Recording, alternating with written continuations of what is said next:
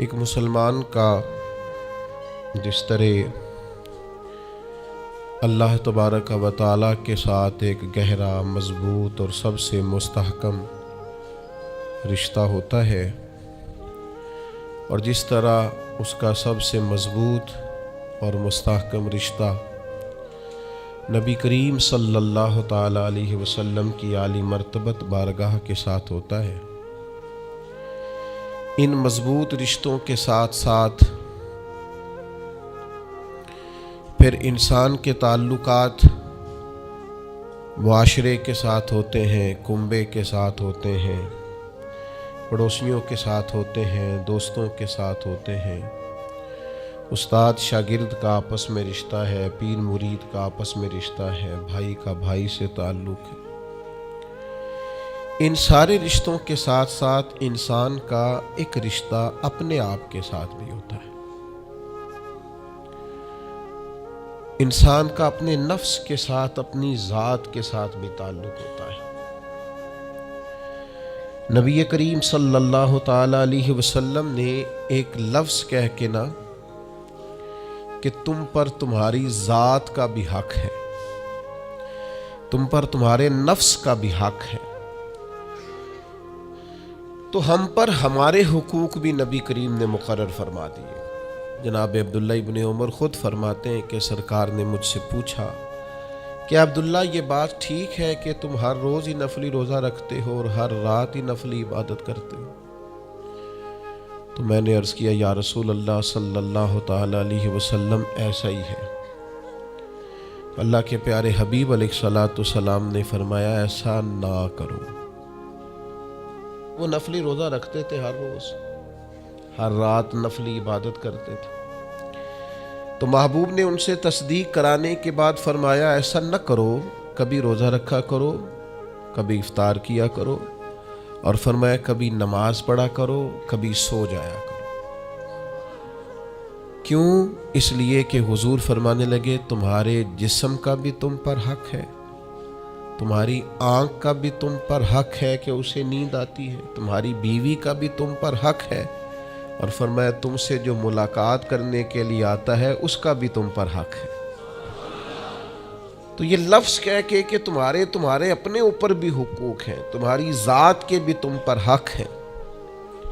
بعض لوگ تصوف اور طریقت کے نام پر بہت مشکل باتیں کرتے ہیں اور بہت مشکل باتیں سناتے ہیں، اور بعض لوگ پھر ان باتوں کا بڑا سخت اور مشکل معنی بھی لیتے ہیں کہ بڑی شدید جد و جہد کرنی چاہیے، ہمیشہ راستہ وہی اختیار کرنا چاہیے جو مشقت والا ہو، ہمیشہ وہی کام کرنے چاہیے جن کے اندر زیادہ دشواری ہو۔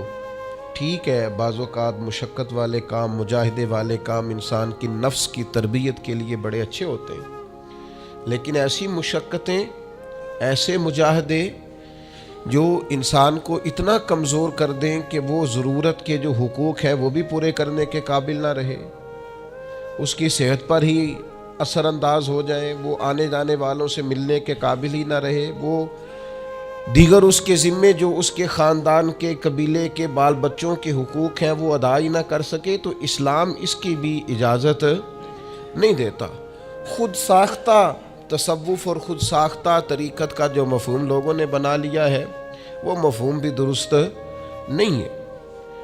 ہمارے بزرگ تھے شیخ المشائخ اور استاذ الاساتذہ حضرت شیخ محمد تحسین رضا خان صاحب بریلوی رحمۃ اللہ تعالی علیہ، 50 سال کے لگ بھگ انہوں نے درس حدیث دیا ہے۔ تو میں ان پر ایک مضمون لکھ رہا تھا، میں نے ان سے عرض کی حضور آپ تہجد پڑھتے ہیں؟ فرمانے لگے نہیں، میں عشاء جماعت سے پڑھتا ہوں، اس کو بھی سالوں بیت گئے، اور میں فجر جماعت سے پڑھتا ہوں، یہ بھی میری زندگی کا معمول ہے، لیکن میں سحری کے وقت اس لیے نہیں اٹھ پاتا کہ مجھے صبح 8 بجے بیٹھ کر بچوں کو درس حدیث پڑھانا ہوتا ہے، عشاء کے بعد مجھے مطالعہ کرنا ہوتا ہے، تو میں سمجھتا ہوں یہ بھی میرے لیے نفلی عبادت ہے، لہٰذا میں رات کو بھی کتاب و سنت دیکھتا ہوں اور سارا دن بھی کتاب و سنت پڑھاتا ہوں، امید ہے میرا رب مجھے تہجد کا اجر بھی عطا کرے گا۔ عزیز دوست آپ یاد رکھیے گا، اس کو سمجھیے گا کہ ہمارے ہاں بعض لوگ بعض چیزوں کو زیادہ دشواری بنا لیتے ہیں۔ فلاں آدمی کو میں نے کبھی نفل پڑھتے نہیں دیکھا، یہ طریقت نہیں کہ آپ نے اسے نفل پڑھتے نہیں دیکھا تو وہ صوفی نہیں۔ آپ یہ بتائیے کبھی فرض چھوڑتے تو نہیں دیکھا، کبھی اسے ضروریات دین کو چھوڑتے تو نہیں دیکھا۔ اور نفل تو ویسے بھی انسان کا رب سے ذاتی معاملہ، ہو سکتا ہے سامنے والا چھپ کے پڑھتا ہو سکتا ہے وہ کسی ایسے لمحے میں پڑھتا ہو جب وہ سمجھے کہ اس وقت مجھے تنہائی میسر ہے۔ تو حضور نے فرمایا تمہارے نفس کا بھی تم پر حق ہے۔ جن جن چیزوں کو اللہ رسول نے جائز قرار دیا ہے وہ کوئی شخص بھی استعمال کرتا ہے تو اس کو کوئی شخص ناجائز کر سکتا نہیں، کسی کو بھی اس کا اختیار اور حق حاصل نہیں ہے۔ بلکہ صحیح بخاری کے اندر سیدہ عائشہ صدیقہ رضی اللہ تعالی عنہ کی ایک روایت موجود ہے۔ آپ فرماتے ہیں نبی پاک صلی اللہ تعالی علیہ وسلم نے کوئی کام کیا، بعد میں رخصت دے دی، اجازت دے دی، فرمایا چاہے کرو چاہے نہ کرو، نہ کرنے کی اجازت دے دی، پہلے سرکار نے کیا۔ تو بعض لوگ ایسے تھے جنہوں نے اس رخصت سے فائدہ نہیں اٹھایا، وہ کام کرتے رہے، حضور نے اجازت دی تھی لیکن انہوں نے اس اجازت سے فائدہ نہ اٹھایا۔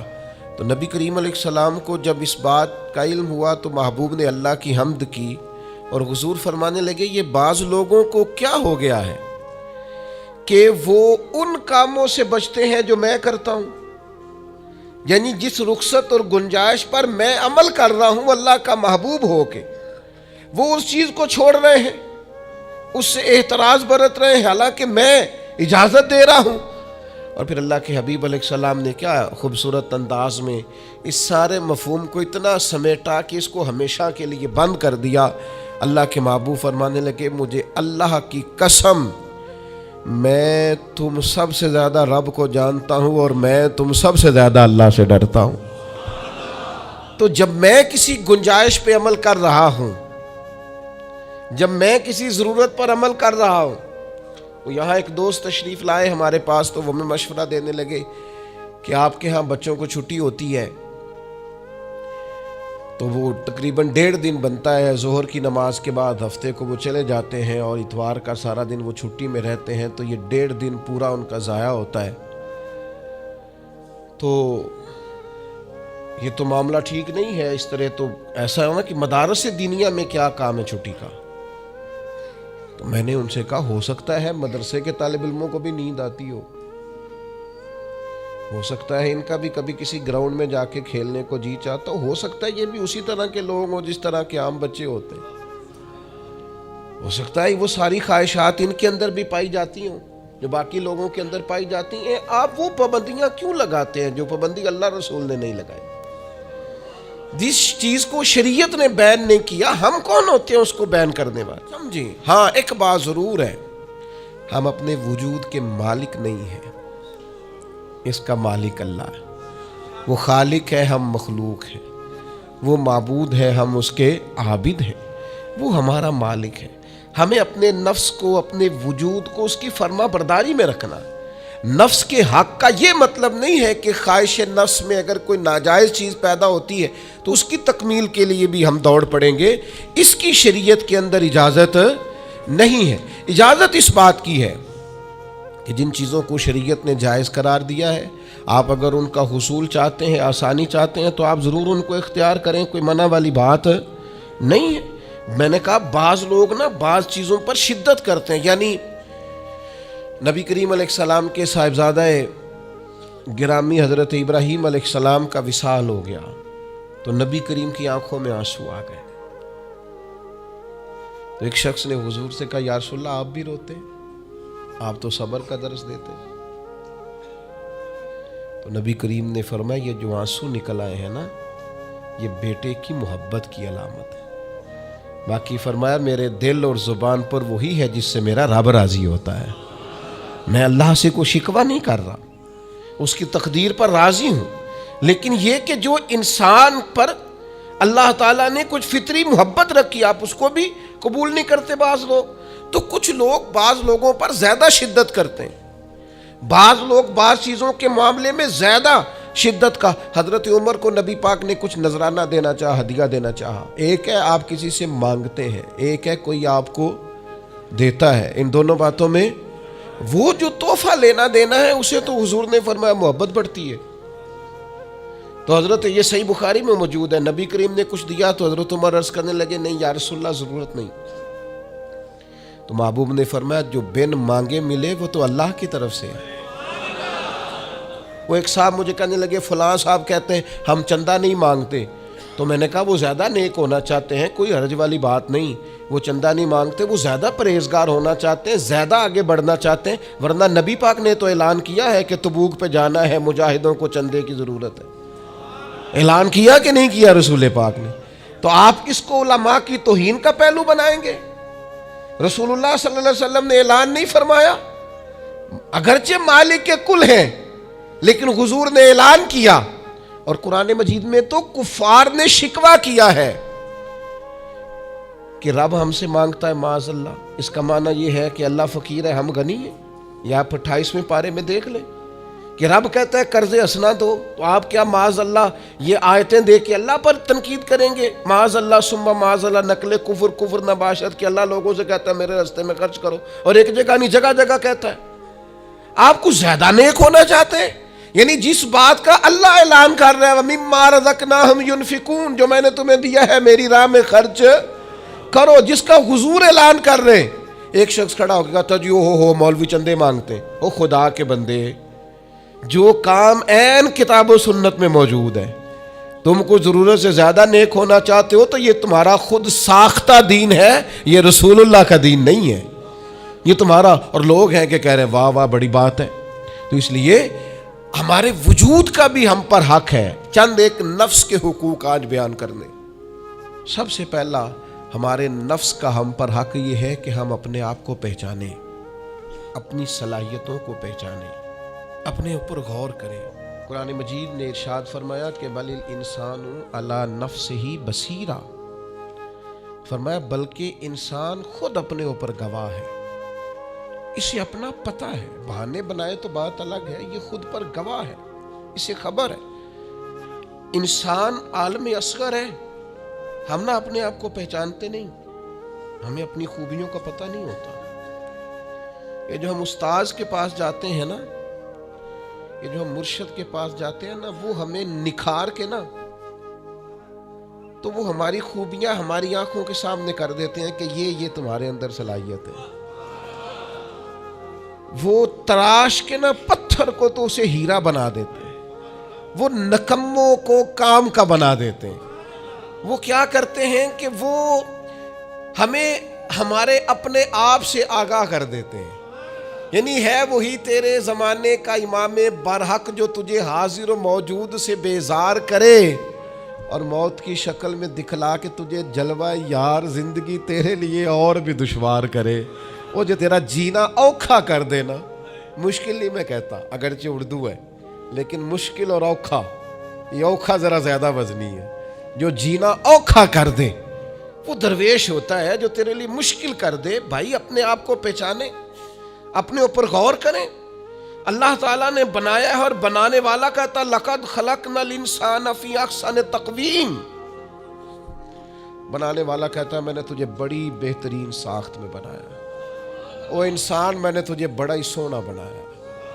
کوئی تیرے ناک پر تنقید کرے تو کرے, تو کہہ تجھے پتہ نہیں یہ چاہت کس کی ہے, میں مرضی سے نہیں بنا, یہ بنانے والے نے بنایا ہے.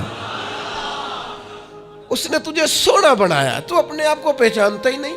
تو جو ہے نا خدا جانے بلندی ہے کہ پستی پر جہاں میں ہوں وہاں کوئی نہیں ہے. تو اپنے قد سے بھی پیار کر, تو اپنے رنگ سے بھی پیار کر, تو اپنے وجود کی ساخت سے بھی پیار کر. اور پھر وہ کہتا ہے تجھے بنایا, باقی سارا کچھ تیرے لیے بنایا.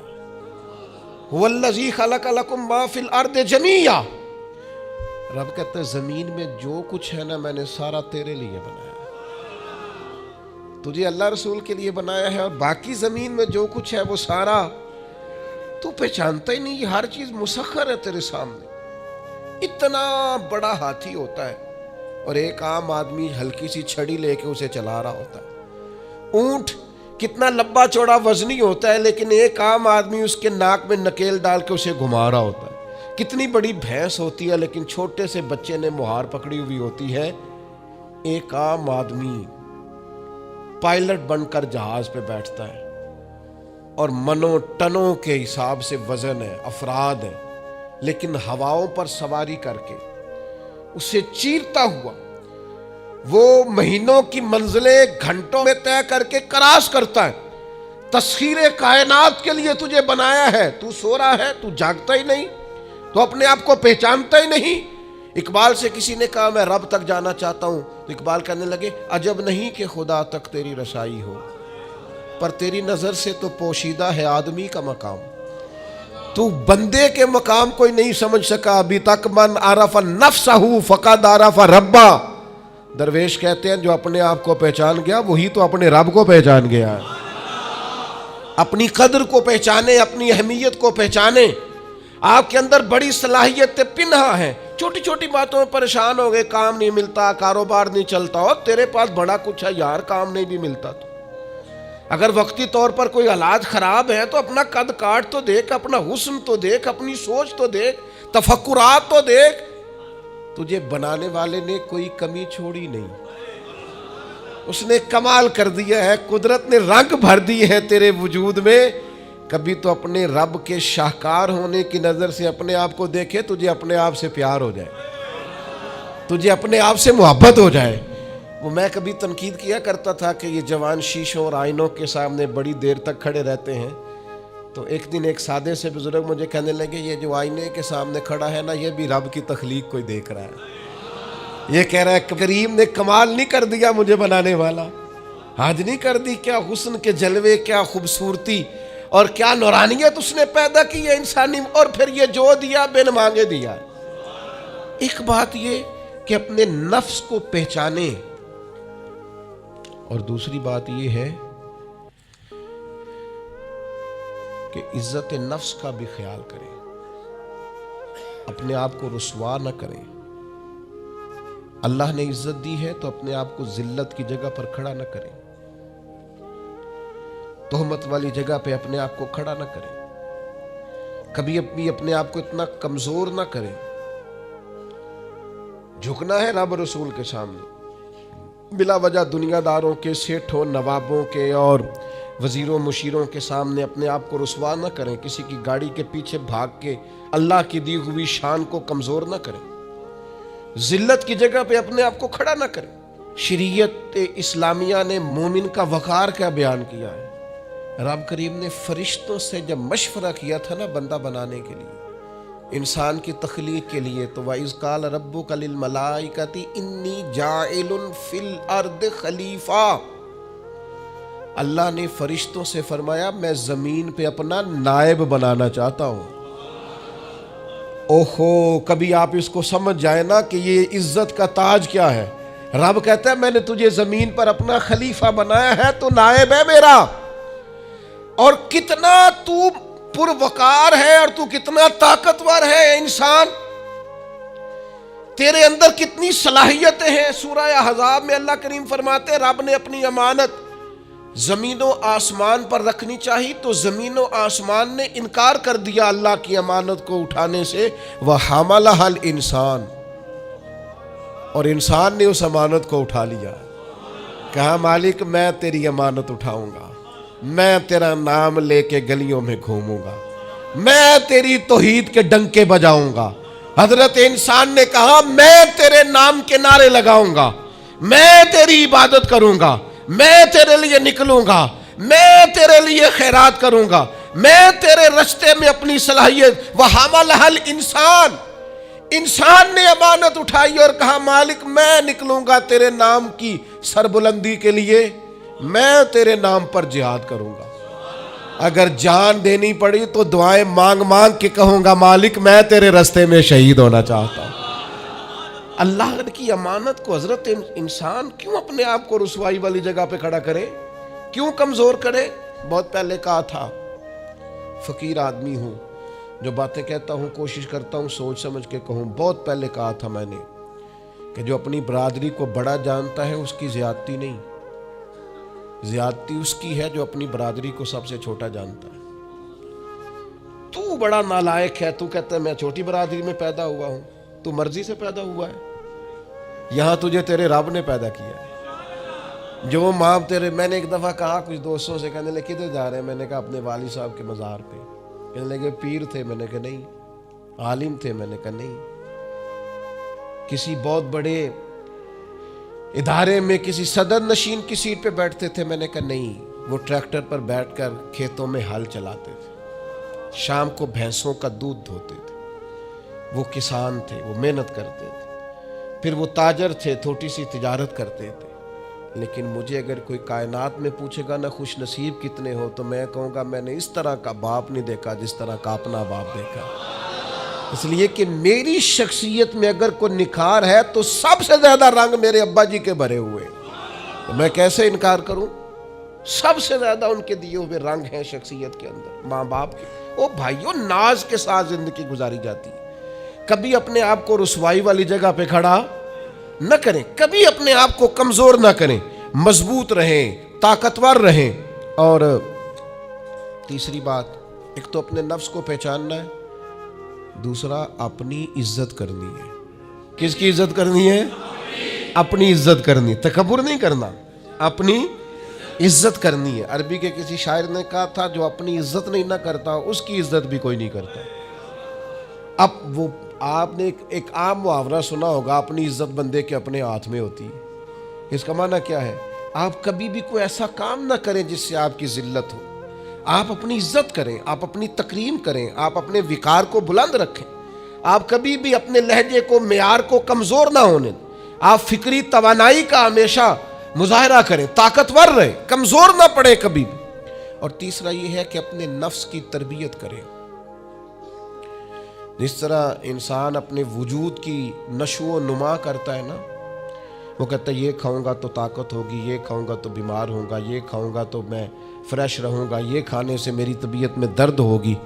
اسی طرح وہ اپنی تربیت کرے، اپنی نشو و نما کرے، اپنی روحانی تربیت پر توجہ دے. وہ دیکھے یہ کام کرنے سے میری طبیعت گناہ کی طرف مائل ہوتی ہے، اس بری صحبت میں بیٹھنے سے میرے اندر بعض بری چیزیں آتی ہیں، اس کے پاس بیٹھنے سے سوچے میری گدلی میلی کچیلی ہوتی، اور اس شخص کی صحبت جو ہے وہ مجھے تازہ کرتی ہے، اللہ کے قریب کرتی.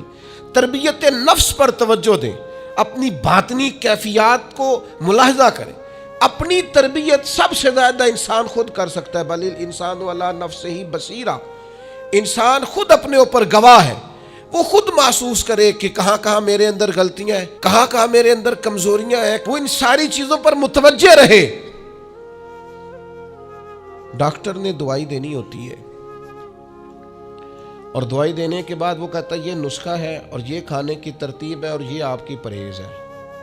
اب مریض کہے کہ جناب ڈاکٹر صاحب کوئی نظر کریں آپ تاکہ میں نہ نظر سے ٹھیک ہو جاؤں، تو ڈاکٹر کہے گا میری نظر یہی ہے جو میں نے نسخہ لکھا ہے نا، یہی نسخہ ہے، یہ دوائی کھائیں. یہ وہ لوگ آتے ہیں پیر صاحب کے پاس، کہتے ہیں کوئی نظر کریں میں نیک ہو جاؤں. بھی پیر صاحب نے نسخہ بتایا نا، 5 نمازیں پڑھو، نماز کے بعد یہ والا ذکر کرو. پیر صاحب نے بتایا نا اس کام سے پرہیز کرو، تو آپ ان بات مانیں انشاءاللہ اللہ شفا عطا فرمائے گا. آپ اس نسخے پر، وہ پیر فیض الحسن شاہ صاحب رحمۃ اللہ علیہ آل مہار شریف والے فرمایا کرتے تھے، مرید کہندے نے سانو نمازاں نہ پڑھاؤ، اللہ اللہ نہ کراؤ، ایویں ہی پہنچاؤ. تو کہتے ہیں یہ ایویں والا کام ہو سکتا؟ ہاں، جو شریعت کے احکام ہے وہ تو سارے کرنے پڑتے ہیں. اور پھر لوگوں کو نا ایسے موقع پہ بابا بلے شاہ جی یاد آ جاتے ہیں. کہتے بلے شاہ نو مرشد ملے ہے تے انہیں ایویں جا بخشایا ہے. او نا نا نا نا 300 پہلی زمین ہوندی سی بابے بلے شاہ دی، انہیں ساری دیتی دی اللہ دی راہ وچ. ایویں جڑا جے نا وہ اے والا ایویں جے.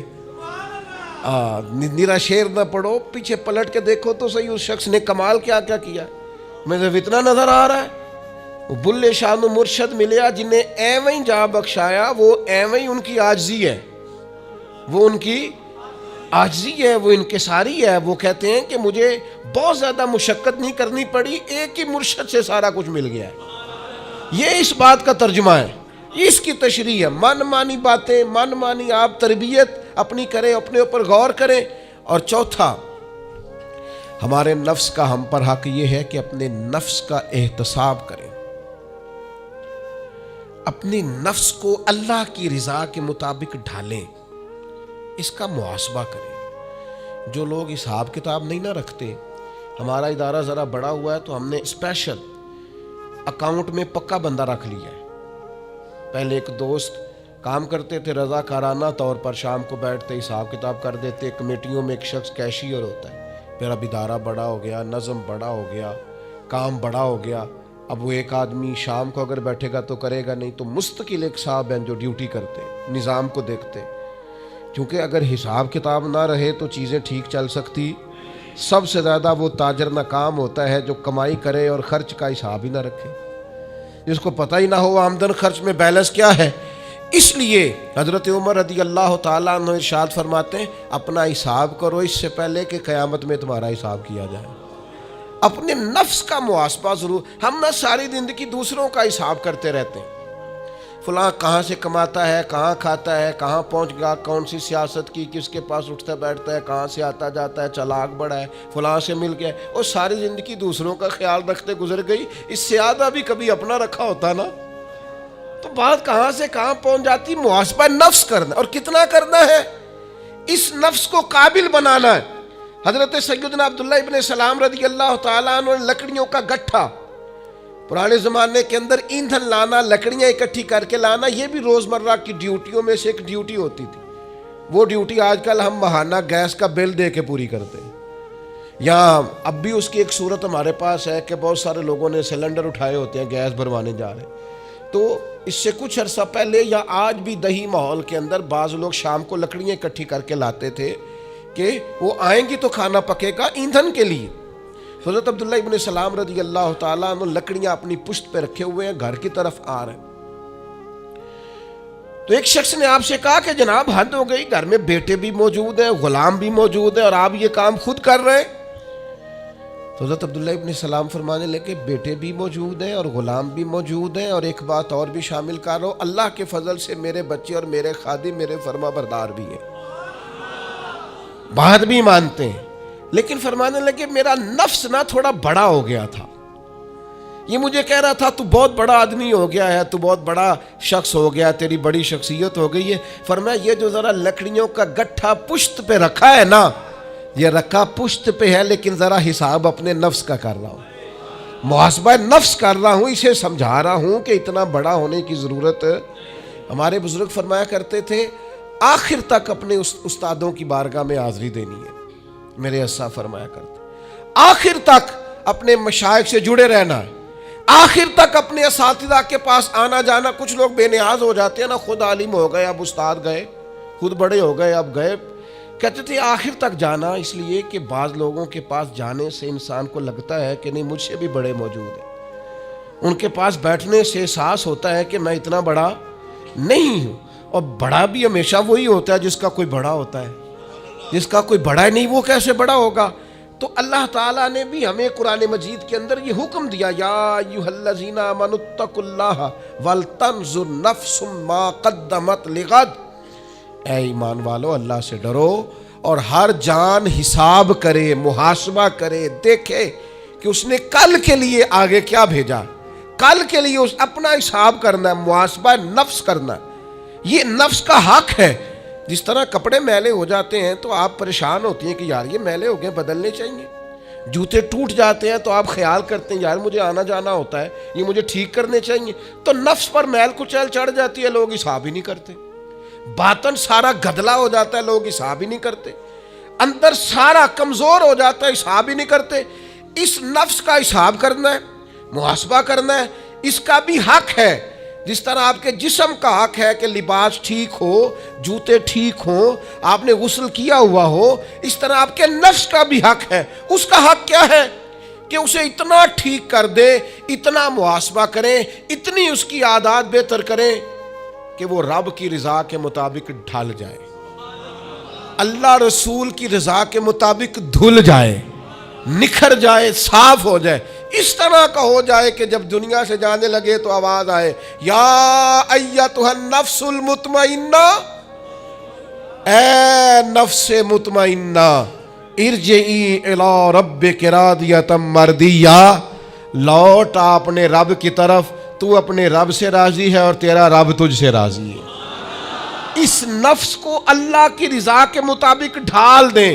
حضرت ابراہیم ابن ادم رحمۃ اللہ علیہ ایک دن مریدوں کے بیچ بیٹھے ہوئے تھے، فرمانے لگے دنیا میں جو کچھ ہوتا ہے میری مرضی سے ہوتا ہے۔ تو سارے مرید آپ کی طرح کے عقیدت مند تو نہیں نہ ہوتے چپ کر کے سن لیں، کچھ سوچتے بھی ہیں، ان کا دماغ فوری طور پر تنقید کی طرف بھی مائل ہوتا ہے۔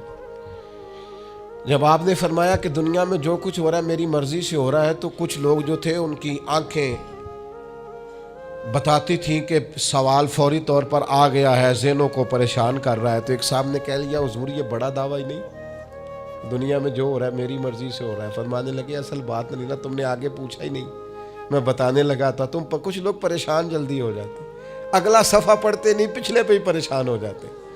کہا دنیا میں جو کچھ ہو رہا ہے میری مرضی سے ہو رہا ہے، اور میری مرضی وہی ہے جو میرے رب کریم کی مرضی ہے۔ میں نے اپنی مرضی اللہ کی مرضی میں فنا کر دی ہے، لہذا جو کچھ بھی ہو رہا ہے چونکہ میری مرضی وہی ہے جو میرے یا ایتھا النفس المطمئنہ ارجعی الی ربک راضیۃ مرضیہ، اے نفس مطمئنہ لوٹ اپنے رب کی طرف، وہ تجھ سے راضی ہے، اور تو فادخلی فی عبادی، آجا میرے خاص بندوں میں داخل ہو، وادخلی جنتی، آنا میں نے تیرے لیے جنت تیار کی ہے، میری جنت میں داخل ہو جا۔ لیکن کیا کرنا ہے؟ نفس مطمئنہ، کون سا؟ ایسا نفس تیار کرنا ہے جو اللہ سے راضی ہو اور اللہ اس سے راضی ہو۔ اس کا محاسبہ کر کے اس طرح کا بنا لیں کہ یہ اس طرح کا ہو جائے کہ جس طرح اللہ اس سے راضی ہے اور یہ اللہ